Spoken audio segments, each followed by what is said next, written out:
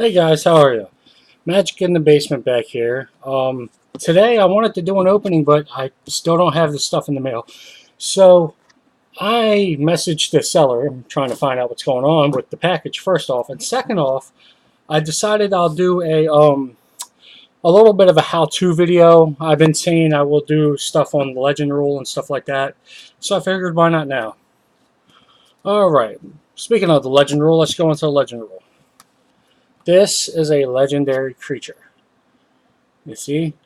Now, with a legendary creature, oh my god, I got an ant. uh, Legendary creature, elf warrior. Okay, so it's just like a regular creature, only it's legendary. What that means is when I play this card, okay, from my deck, I can still have 4 of them in my deck.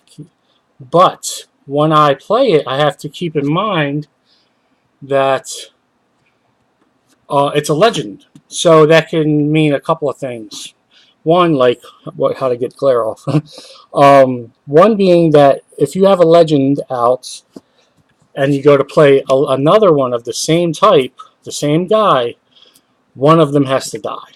So if he's out and then I play him, I have to choose which one to live, which one I have to kill. This is the legend rule now. It used to be different a long time ago. But that's just how it works now. So this could be beneficial and harmful in different scenarios. In the scenario of a creature, might be harmful because then, okay, he's out, now I play this guy, boom, I lose one. I get to choose which one dies. So say I attacked with him, and then main phase 2, I play him, he will be untapped. So that could be one thing, like say you want to do an attacker, but you still want a blocker. That's one way. A little bit costly, but you know, whatever. Depends on the situation. Another thing about legends, planeswalkers are legendary now. They're considered legendary. Oh my god, this glare is killing me. Yeah, okay, planeswalkers are legendary now. So that being said, you cannot play, say, 2 Jason Mind Sculptors and have them both out. You have to pick one and have the other one die. This can be good in a couple of scenarios as well, because say you use your planeswalker's abilities to, like, say, +1, and then you want to play it again. Well, normally you can't do that. You can't play a planeswalker's ability twice in the same turn normally. So what you could do is pretend, say this is Jace or whatever planeswalker you like, Liliana, you know, Tolbolt, whatever. You could play him, then +1 him, and for whatever effect that would be, play your second planeswalker. The first one would die, then you could do the +1 again. Or say the first planeswalker comes in, you do the minus ability. And most of them are like destroy a creature or something. So you minus it, play on main phase 2, you play a fresh copy, get rid of the one that had the minus on it. Boom, now you can play, now that you played the fresh copy, it has all its counters on it. And you can do its ability again, whether it be the plus or the minus, whichever one you need at the time. So that's one thing that might be beneficial with the Planeswalker rule. Normally, though, you, not normally, all the time, you have to sacrifice one or the other. You get to choose. Alright, so that's Planeswalkers. And Legends, sorry. Now, there are some older cards, like this Counterspell. I like the art. But if you look at it, it's got a card type that you might not be familiar with. It says Interrupt. So, older cards like this, some of them have Interrupt, some of them have different, card types. When they reprint it in normal, in the standard sets or the more common sets, it just went to instant. You can check these online to see what they are, but generally, interrupts or instants became instant, stuff like that. So it's not a big thing. You can still use this as the counter spell because it's cool art. I like it, and it still does the same thing. Still same price, 2 mana to counter a target spell. If that wasn't blurry, there you go. But it just says interrupt. So pretty much that means instant. All right. Now what else? Now we got artifact equipment. We went over. I talked about this a tiny bit before. Now artifact equipment is an artifact that you play. It comes in. This one comes in for 2 mana, and then you can equip it to a creature to get its ability. So this one has an equip cost of 0. So it doesn't cost anything to equip. But the equipped creature has haste and shroud. Shroud means that it cannot be targeted by spells or abilities from you or your opponent. Hexproof is similar. Hexproof cannot be targeted of spells or abilities of your opponent. Shroud is you or your opponent. So this guy, so say you got the creature out, you got your creature out, you play this, you equip it to him for 0 on your turn because it counts as a sorcery. Unless you have a special equipment or a special card, equipping in a creature counts as sorcery speed. So they can do something to interrupt that from happening before it gets the ability, like a artifact destruction or creature kill, etc. So now I equipped it over here, and now this creature has haste and shroud. So when say it already had haste, but say it didn't, say it was just a 3/4, I put it on there, boom, now it can attack first turn instead of worrying about summoning sickness. Very good card in Commander. And it's, again, free equip. Now, say your creature get killed somehow, board wipe or something. Your equipment stays there. Your equipment will stay on the field. It just won't be equipped to anything. So say you play a new creature later on, you can equip it to the new creature. Boom. Okay, now say they kill the equipment, destroy it, your creature stays. Your creature's still there to attack or defend or whatever. The creature will stay. So if one affects one, it doesn't affect the other. Unless they're both artifact creatures, then it's a little different if they blow up all artifacts. All right. What else we got going on here? Let's see. I wanted to talk about indestructible. Okay, like there are cards that, like Boros Charm. And there are other cards that do it without Boros Charm. But Boros Charm, one of its abilities, first off, it has multi-abilities. You get to pick which ability you play when you cast it for 2 mana. It's an instant, so you can do it on their turn.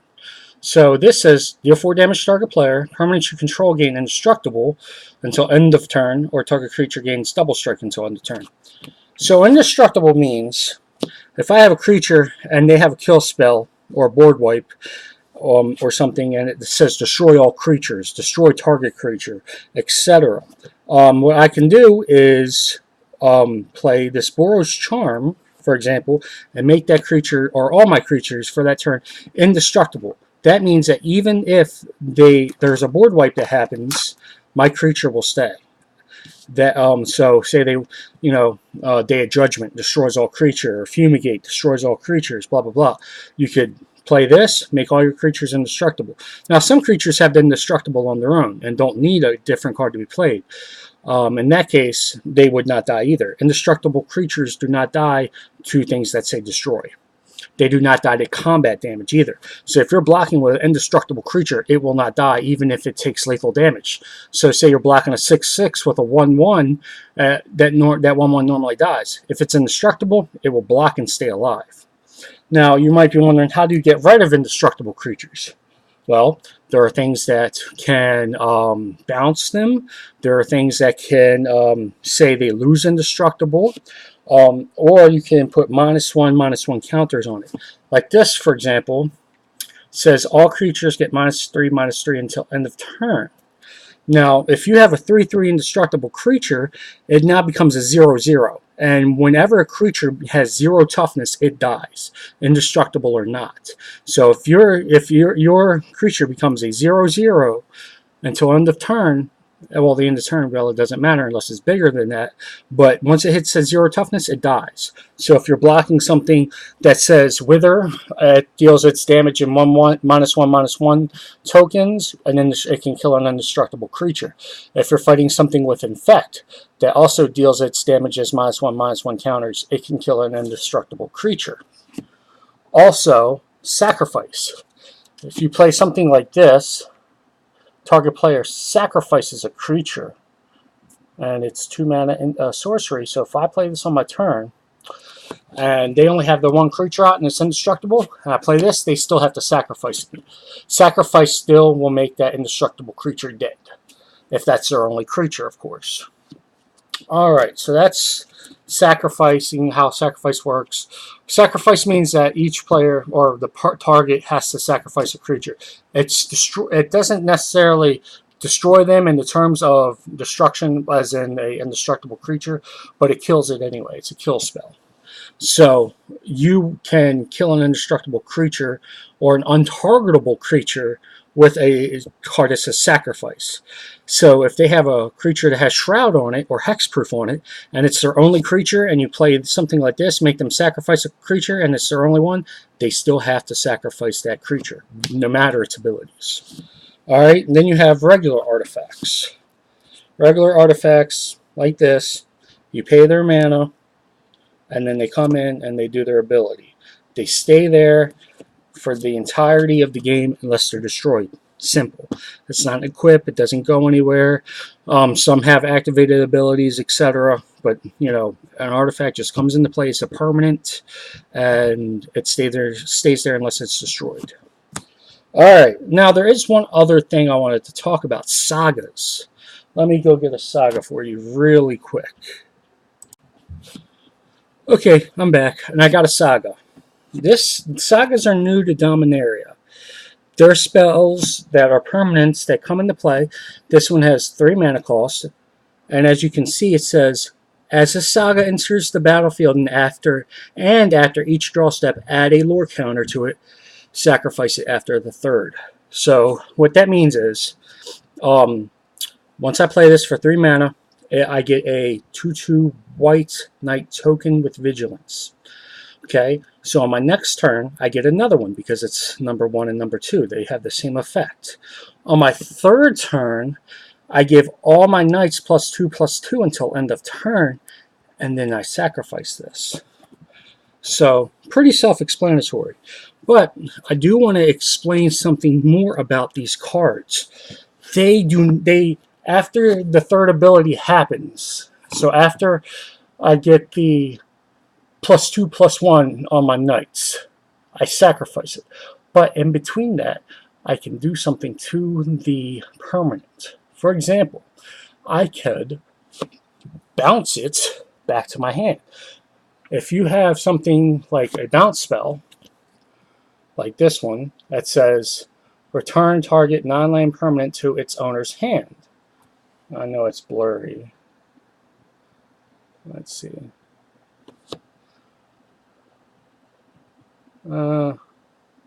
Whatever. It's an instant, and it does say return target non-land permanent to its owner's hand. It's Into the Royal. One of my favorite older cards. So what would happen is, turn 3 goes off. I give my knights +2/+1. Before it sacrifices it, I pay the 2 mana, return it to my hand. Boom. Now I can play it again next turn, or same turn if I got the mana for it. So that's a way you can mess around with the sagas, get double value out of them. You know, or say someone else is going to destroy your saga, because it is an enchantment. They can be destroyed by enchantment destruction. You can bounce your saga and get it back, and when you replay it, it starts off at the 1 mark again. So keep that in mind. If you have something to bounce your permanents, you can replay it. It starts over at 1. So if you go 1, 2, 3, bounce, replay it, 1, 2, 3 again, double your value. Just wanted to go over that a little bit. So that's some different card types in Magic. You know, some different thoughts of different cards. This is one I got today in the mail, Power Artifact, Near Mint. I was so happy to find it at the price I did. I'm going to put this in my Commander deck. It's a good part of a combo. But anyway, that's just some of the cards, you know, that I wanted to go over, like Legendary, Indestructible, you know, things like that. There are other abilities out there, but most of the time, the abilities have a parentheses, and they tell you exactly what it does. Remember, if you're not sure of a card ruling, feel free to ask a friend. Feel free to ask a judge at a local game store, or feel free to look it up. There's Oracle texts for every card out there, so you can find out how it works. Because I've been in situations where a judge has given me a wrong ruling. I look it up and I find out, hey, this is how it works on the Oracle. So, just remember to play, have fun, talk to your opponents, have a good time, make friends, that sort of thing. That's what Magic's all about. I hope you guys enjoyed, and as soon as I do get my my cards in the mail, my fat pack, I will definitely do an opening for you guys. Until then, I'll catch you guys later.